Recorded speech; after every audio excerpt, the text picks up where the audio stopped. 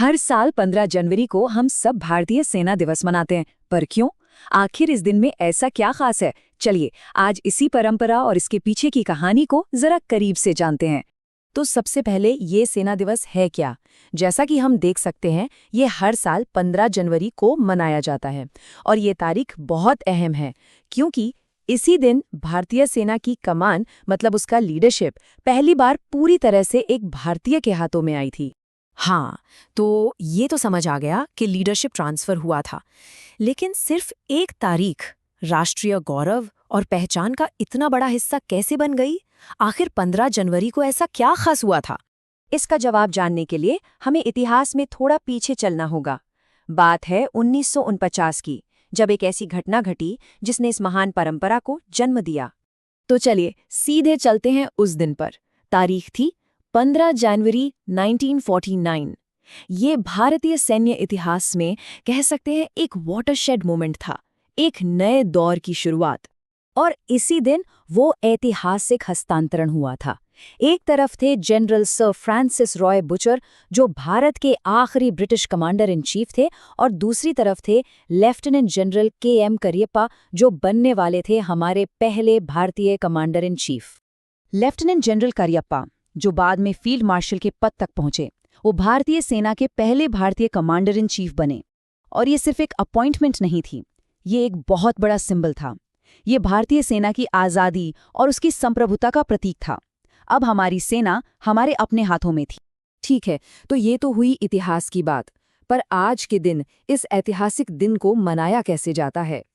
चलिए अब देखते हैं उन शानदार परेडों और श्रद्धांजलियों को जो इस दिन को खास बनाती हैं। वैसे तो पूरे देश में कार्यक्रम होते हैं, लेकिन जो मेन इवेंट है वो होता है दिल्ली कैंट के करियप्पा परेड ग्राउंड में। और यहाँ देखने लायक चीजें होती हैं। एक तरफ जहाँ हमारे लेटेस्ट सैन्य साजो सामान का प्रदर्शन होता है, वहीं दूसरी तरफ डिसिप्लिन मार्चिंग दस्तों को देखना अपने आप में एक अनुभव है। और हाँ, युद्ध कौशल का प्रदर्शन तो रोंगटे खड़े कर देता है। लेकिन ये दिन सिर्फ कह सकते हैं शक्ति प्रदर्शन का नहीं है, इसका एक बहुत गहरा, बहुत भावुक पहलू भी है। ये दिन है उन वीर सैनिकों को याद करने का, उन्हें सलाम करने का, जिन्होंने इस देश और हम सबकी रक्षा के लिए अपनी जान तक दे दी। इसी मौके पर वीरों को सम्मानित भी किया जाता है। वीरता पुरस्कार और सेना पदक दिए जाते हैं। और जानते हैं सबसे खास बात क्या है? परमवीर चक्र और अशोक चक्र जैसे हमारे देश के सर्वोच्च सम्मान पाने वाले जांबाज भी हर साल इस परेड में शामिल होते हैं। ये देखकर सच में गर्व महसूस होता है। परंपरा का मतलब ये नहीं कि वो बदले नहीं, और सेना दिवस की ये परंपरा भी समय के साथ इवॉल्व हुई है। चलिए इसके सफर में कुछ हाल फिलहाल के माइलस्टोन्स पर एक नजर डालते हैं। अभी पिछले साल ही की तो बात है, 15 जनवरी 2023 को भारत ने अपना 75वां सेना दिवस मनाया। 75 साल, ये अपने आप में बताता है कि ये परंपरा आज भी कितनी जिंदा और कितनी जरूरी है। और इसी एवोल्यूशन की बात करें तो साल 2020 में एक और ऐतिहासिक पल देखने को मिला, एक ऐसा पल जिसने एक नई मिसाल कायम की।